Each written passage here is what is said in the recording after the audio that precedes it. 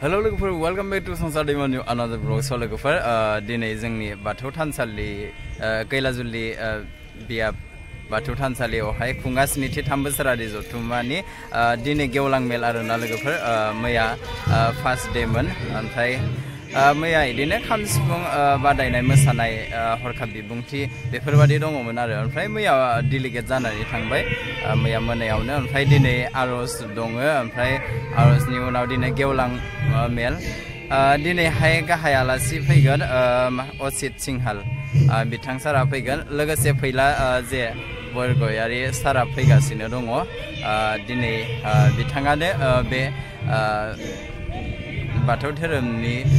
बागै बिथाङानो मेसेज होगोन आरो थ' बिदिब्ला लोगोफोर जेसेबां हायो आं दिन्थिलांनो नाजानोसै टुडे बिदिब्ला गोबाव खालामनासै भिडिअखौ थाबैनो जागायनोसै लोगोफोर मेन गेटआ आरोना ओमफ्राय बारा डेक'रेसन खालामाखै दे लोगोफोर नै जास्ट सिम्पोल डेक'रेसन खालामबाय आरोना लोगोफोर खुलुमनाय दोनबाय बिथिं ओरैनो बिबार फिसा फिसा साजायदों आरोना बिथिंबो नै ओमफ्राय नै दासो मानसिफोर फैहांबाय आरोना लोगोफोर बिथिंजाय एसे बिजाब फानदों आरो आं बिजाब फाननायखौबो एसे दिन्थिनोसै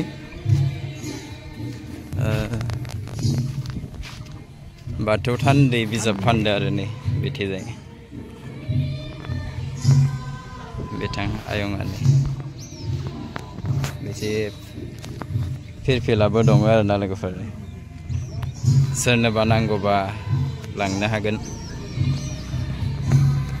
नै लोगोफोर बारा मानसि फैथ'वाखै आरो दासो फैसिगोनसो ओमफ्राय बिथिंजाय आरज जागासिनो नालाय दायो फिरफिलाखौबो बिरहोथ'वाखै दायो बिरहोनबाथाय आं एसे दिन्थिनोसै मैया ओमफ्राय बैयावहाय आलारि बाथि फोजोंदोंमोन आरोना ओरैबादि बार बारदोंमोन ना लोगोफोर मैया नै बिथिंजाय आरज सोलिगासिनो मोनथाम गामिनिफ्राय आरज सोलिदों आरोना बिथिंजाय नै बिथिंजाय नानि बाबुमोना जिरायथ'दों आरोना पुरा थफि गुफुर हमनानै जिरायथ'ना दङ बिथिंजाय नै जारौमोना एकदम थफि गुफुर गाननानै पुरा रेस्ट लाथ'दों दायो खामानि गैथ'आनो बिथांमोना नै ओमफ्राय जोंना राजामोना नै बिदि आरोना मानसियानो गैया नै साननो हानायसो आरोना दासो फैहांदों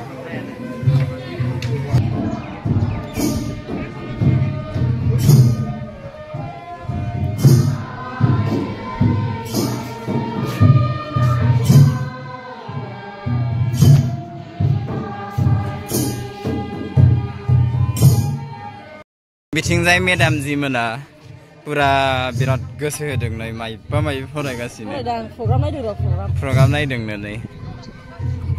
मेथांजिया नै बिथिंजाय आनै मोना बाजै मोना नैथिजाय टुक्लु फिसाजो गोजा रानिमोन आरनाय थनलागासिनो गोमो पुरा गोमो ल' कालारनि आरोना आर'नाइफोराबो ओमफ्राय जोंनो होआ आरो बेखौ होबावगोनसोनो नै मानो होआ जानो नोंसोरनि थाखायनो खनदोंनो नै जोंनि थाखाय खनदोंनो नै जोंना बिदा गेदेरा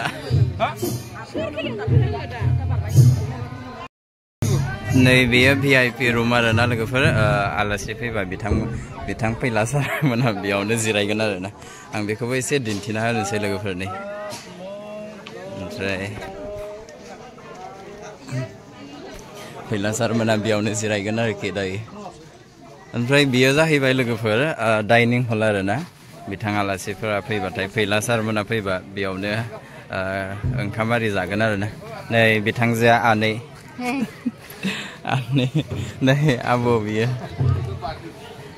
बारग' देउरि आरोना गाहाय देउरि बिथाङा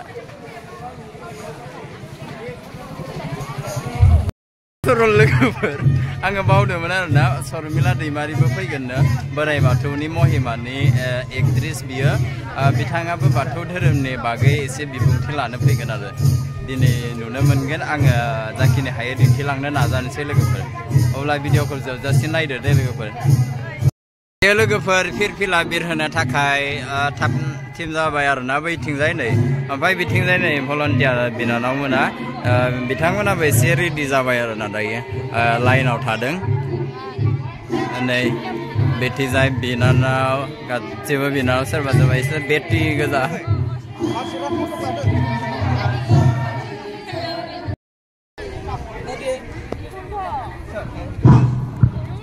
मानगोनां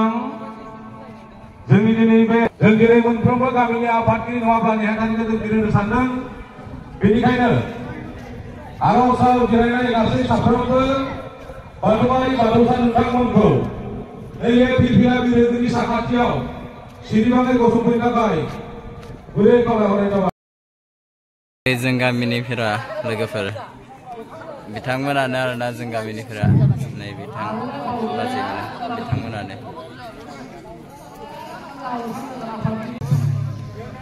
मोनफ्रोमबो गामिनिफ्राय नै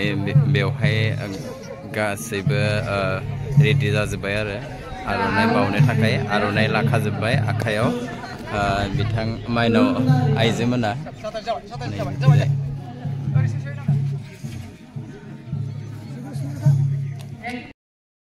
नैथि सान बे नैथि साननि नैथि हाबाफारि बे नैथि हाबाफारियाव जों दिनै मोनफ्रोमबो गामि बे नैथि साननि बे फिरफिला बिरहोनाय हाबाफारियाव जोंनि केरालनि गांगुराय बाथौ गौथुमनि गाहाय आफादगिरिजों लोगोसे मोनफ्रोमबो गामिनि आफादगिरि नङाब्ला नेहाथारिखौ गांफा गांफा आर'नाइ बावनो सिगाङाव कामान्डारखौ साख्रि खालामनो थाखाय खावलायग्रोनाय जाबाय गोजोन्थों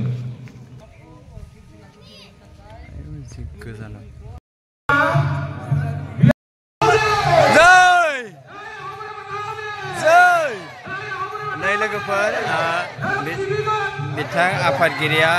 गिबियावनो बेखौ बिरहोग्रोबाय आरो बेनि उनावसो बेफोरो मोनफ्रोमबो गामिनिफ्राय फिरफिलाखौ बिरहोबाय लोगोफोर नै नायनो ना लोगोफोर नै दायो आर'ज खननो थाखाय जागायबाय आरोना रांसाया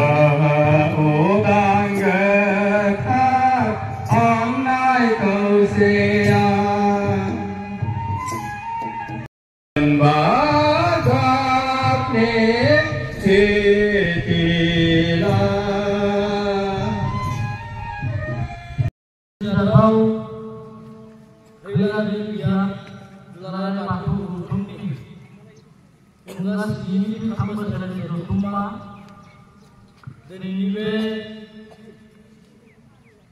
नैथि सान बे नैथि साननि फुंबिलिनि जे हाबाफारि बे आरज जागायनायनिफ्राय लानानै नैथि हाबाफारि फिरफिला बिरहोनाय हाबाफारिमोन बे हाबाफारियावनो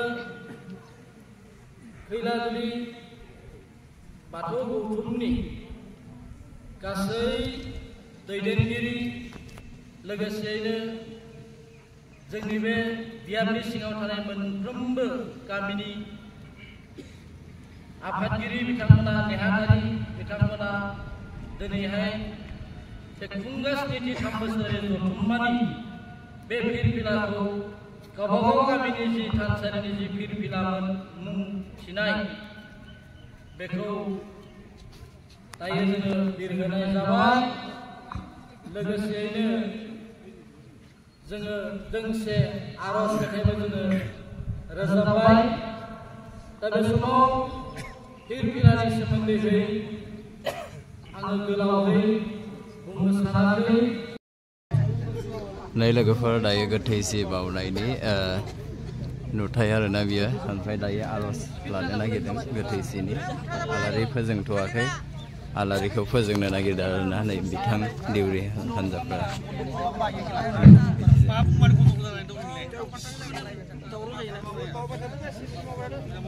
नै बिथिजाय आलारि फोजोंनो नागिरदों फुरा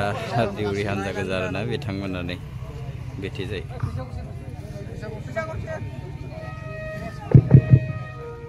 दायो जोङो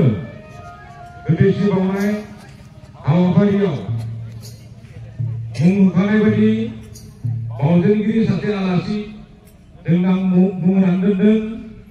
बिथांनि मुङानो जाबाय खैलाजुलि बाथौ गौथुमनि लेङाइ आफादगिरि दानि गोदानै बिबान मोननाय गाहाय आफादगिरि जाहैबाय बिथाङा बिथांखौ गांसे आर'नाइजों मान बावनो थाखाय खावलायबाय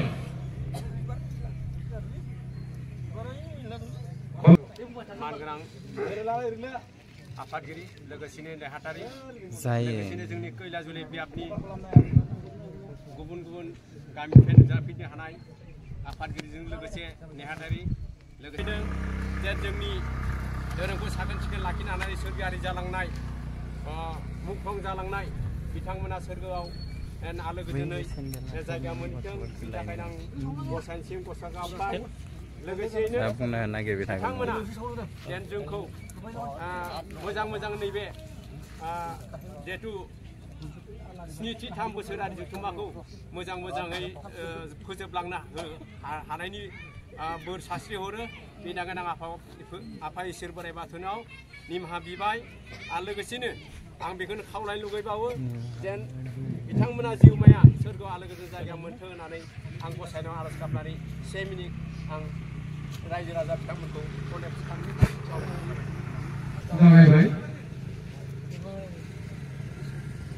थैनाय सुबुंफोर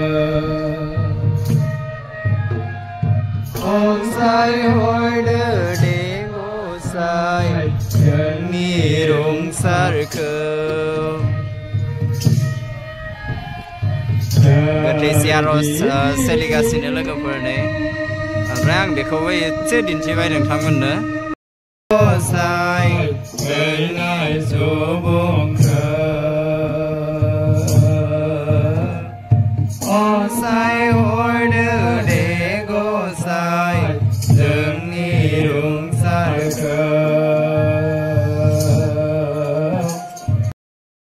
लोगोफोर बिथिंजाय मा होनो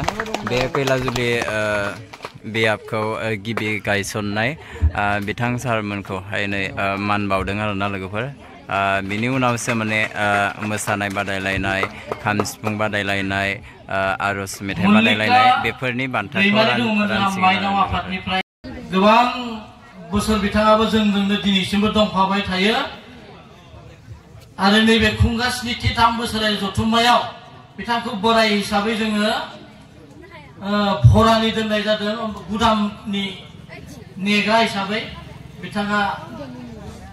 जेरावबो थांनो फैनो उसुबिदाखाय बिथाङा गथाय खावलायबाय सनितपुर जिल्ला माइनाव आफादनि गाहाय नेहाथारि मुस्लिमा मंगलिरानि बसुमतारिखौ मान बिलाइ गथायदों।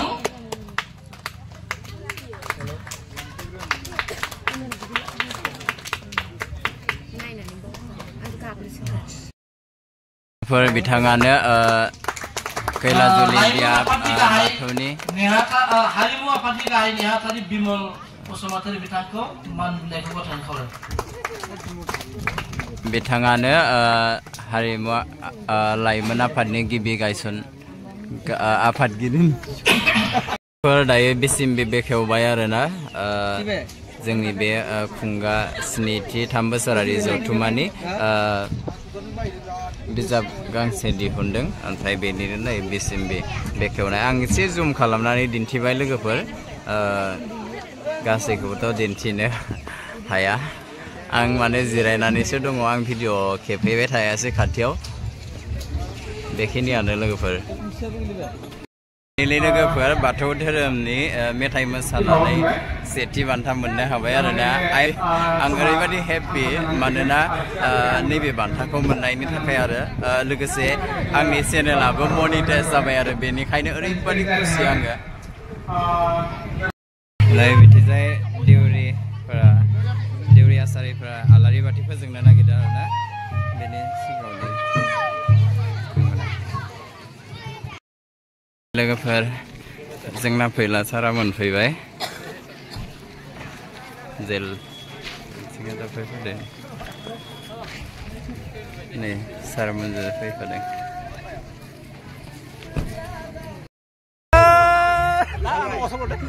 नै फैला सारजों नायलाय लोगोफोर एसे फट' क्लास सोदो नै इसोरो फट' क्लास सोदो नै बाथ्राफ्रा नै अ बिबार होननायनि गथ'फोर बिसोरो नै आं भिडिअ'सो लादो भिडिअ' नै बिथि नै लोगोफोर बिथिंजाय दिउरिफोराबो ओरैबादि लारि माबाखौ गाहाय आलासिखौ बेखेवना होफैगोन सारखौहाय नेनानै दङ आरो बरायनो थाखाय नै बिथिजाय नै हारिमु हान्जायाबो अलरेडि रेडि जाना दंखाजोबो ओमफ्राय नै भलन्टियार बिथां बिनानावमोना बिराद नै लोगोफोर नैबे गारि फैनाया बेनो आरोना बेखेवगिरि बिथां Ashok Sinhal Sonitpur डिस्ट्रिक्टनि MLA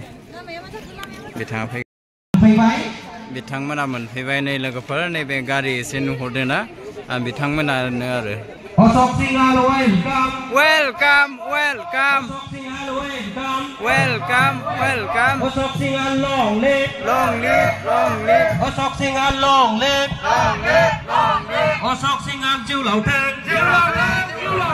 Ashok Singhal jiu lao thang Ashok Singhal long live Ashok Singhal câu dâng bồ raya Ashok Singhal câu dâng bồ raya Ashok Singhal welcome Ashok Singhal welcome Ashok Singhal jiu lao thang Ashok Singhal jiu lao thang Ashok Singhal long live Ashok Singhal long live Ashok Singhal câu dâng bồ raya Ashok Singhal câu dâng bồ raya Ashok Singhal jindabad Ashok Singhal jindabad Ashok Singhal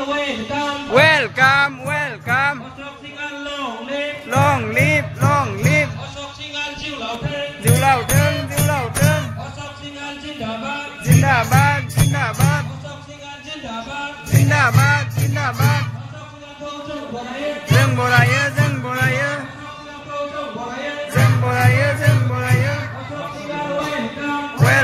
welcome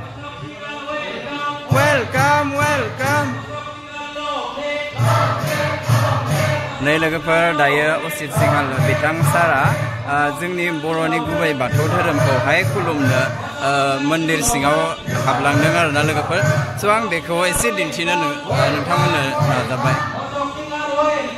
welcome जों बरायो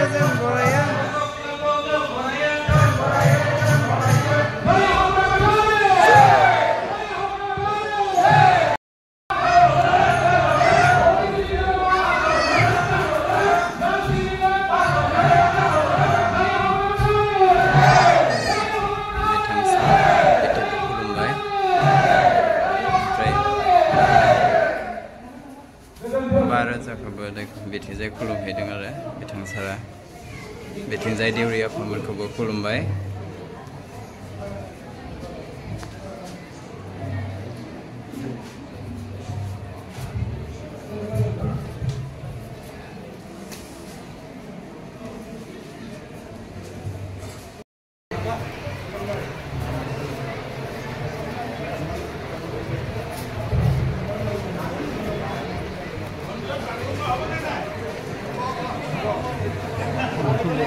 बिथां सारा सोंदों आरोना लोगोफोर आर'ज गैया नामा होननानै ओमफ्राय रायजोफोरा खोन्थाबाय दसे उनाव आर'ज जागोन होननानै।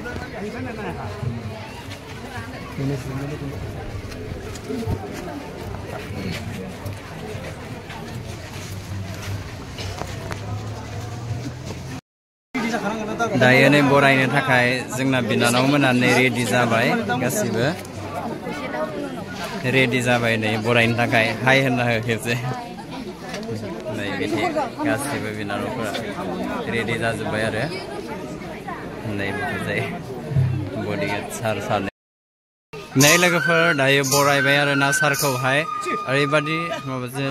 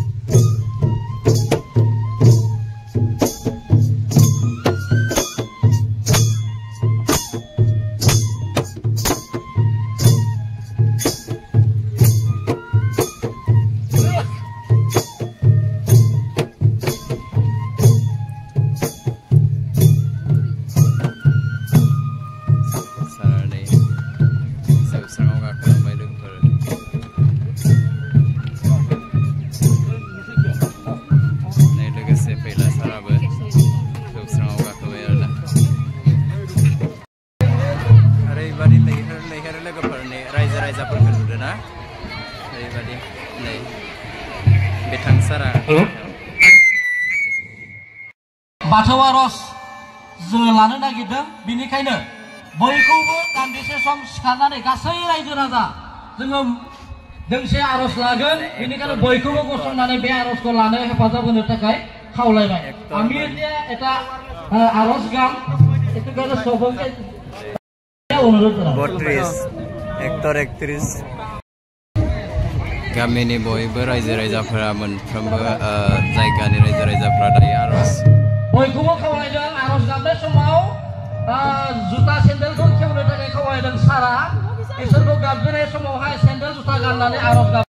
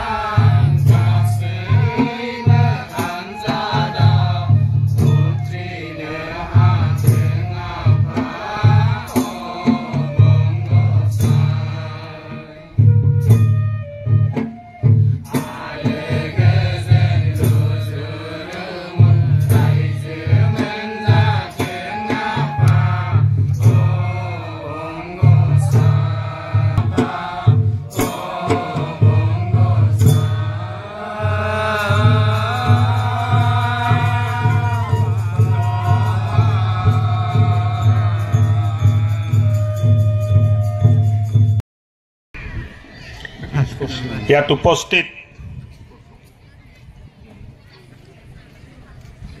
কৈলাজলী আঞ্চলিক বাথৌ মহাসভাৰ সভাপতি মিন্দু বসুমতাৰী, সেক্ৰেটাৰী প্ৰদীপ বসুমতাৰী, কালচাৰেল সেক্ৰেটাৰী জনসাৰ ব্ৰহ্ম, তামুলপুৰ বাথৌ গোথৰ শৰ্মিলা দৈমাৰী, শোণিতপুৰ বাথৌ গোথৰ মুনচাৰ বসুমতাৰী,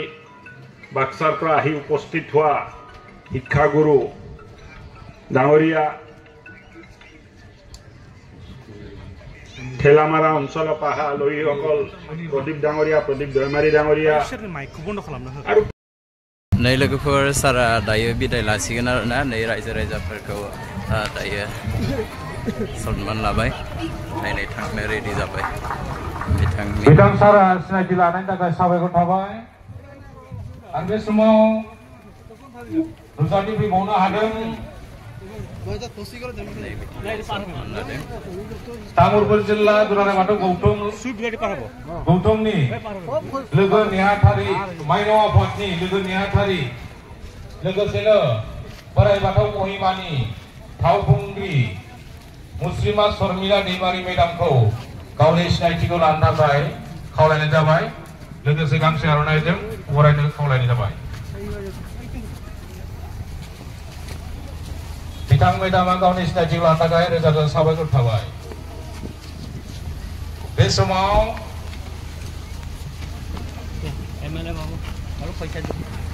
जोङो जोंनि आलासिफोरखौ फारियै सिनायथि होनो लाबाय बे समाव जगदीश बसुमतारी बारग' आफादगिरि कैलाजली बिथां सारमोना दायो थांनो लाबाय सिनायथि लानो थाखाय खावलायबाय लोगोसे गांसे आर'नाइजों बरायनो खावलायबाय गैया नामा सारा बे समाव दंबावो जोंहा प्रदीप कुमार ब्रह्म बारग' नेहाथारि कैलाजली दुलाराय बाथौ गौतम बिथां सारखौबो सिनायथि लानो खावलायबाय लोगोसे गांसे आर'नाइजों बरायनो खावलायबाय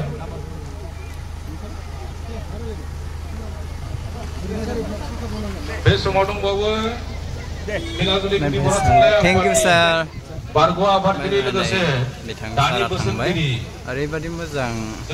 सनमान होदों आरोना लोगोफोर नै बिथां सारमोनजों फैफानाय गार्डफोर बिथांमोनाबो मुर्तिराम बर' सारखौ बे समाव सिनायथि लानो खावलायबाय लोगोसे गांसे आर'नाइजों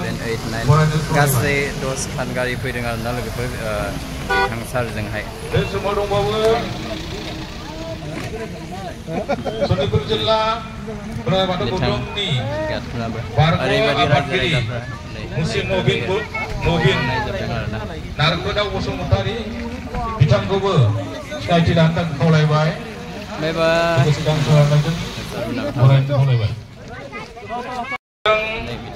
जोंनि शनितपुर जिल्ला दुलाराय बाथौ गौतमनि गाहाय आफादगिरि